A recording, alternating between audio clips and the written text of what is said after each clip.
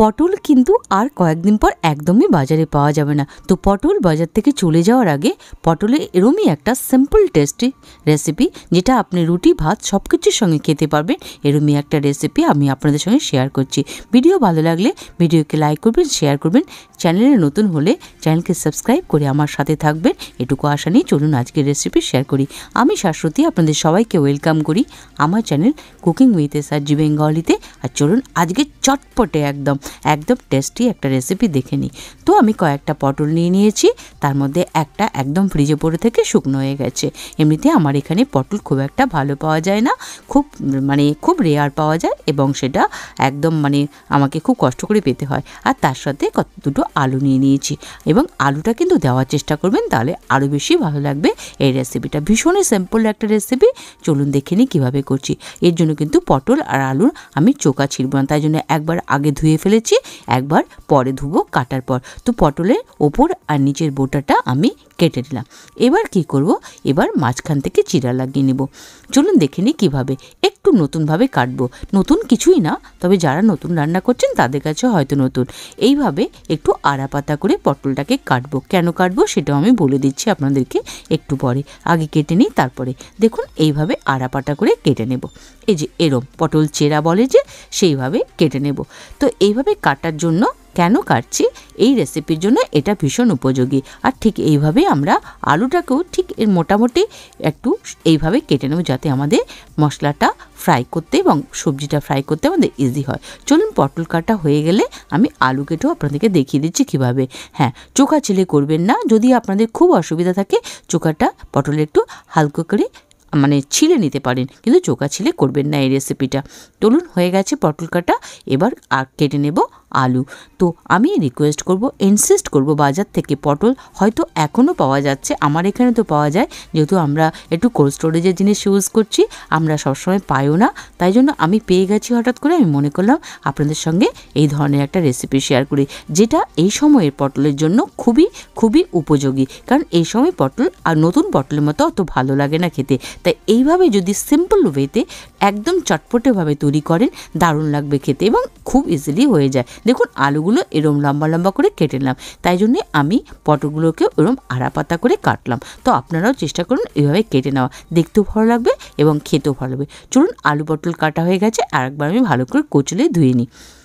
এবার চলে আসবো রান্নার কাছে। গ্যাসের মধ্যে আমি কড়াই জ্বালিয়ে দিচ্ছি, গ্যাসটা জ্বালিয়ে দিলাম। এবার গ্যাসে গরম হলে কড়াই গরম হলে আমি দিয়ে দেবো তেল।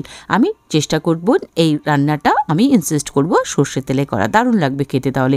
কেননা আমাদের আজকের পটলের যে রেসিপি তার নাম হচ্ছে আচারি শুখা পটল, আচারি শুখা, একদম আচারি একটা টেস্ট আসবে এই রেসিপি থেকে। আর তার সাথে আলু কিন্তু অবশ্যই একটু দেবেন, রেসিপিটার টেস্ট আরও বেড়ে যাবে। তেল গরম হলে আমি দুটো শুকনো লঙ্কা একদম এমনি রাফলি ফাটিয়ে দিয়ে দিলাম।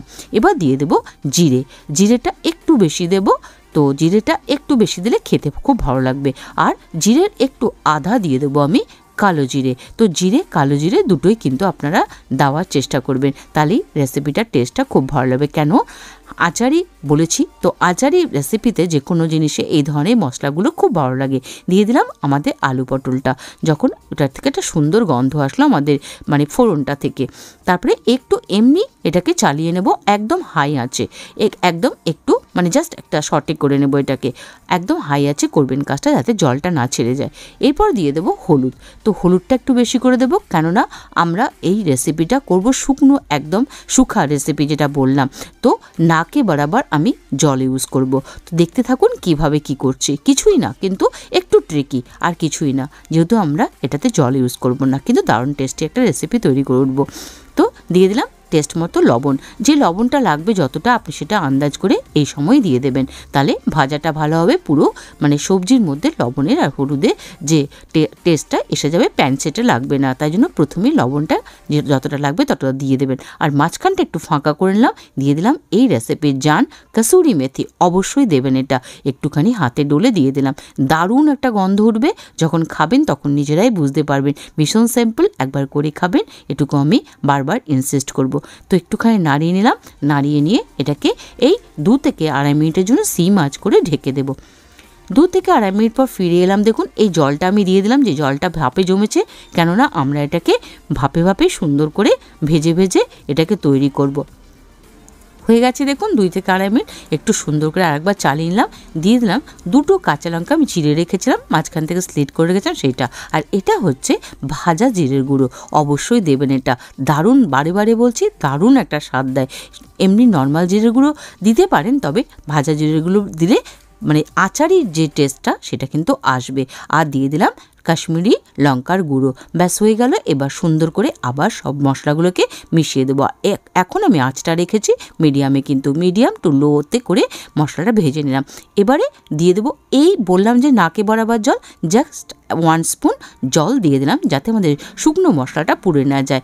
এবারে এইটুকুটাই জল, ব্যাস, আমরা কিন্তু আর জল ইউজ করব না। হ্যাঁ, অবশ্যই কিন্তু বেশি জল ইউজ দেবেন না, তাহলে কিন্তু এই যে টেস্টটা, সেই টেস্টটা কিন্তু একদম আসবে না। ঢেকে দিলাম। এই আবার 2 মিনিটের জন্য। 2 মিনিট পর ফিরে এলাম। দেখুন 2 মিনিট পর ফিরে এসেছি।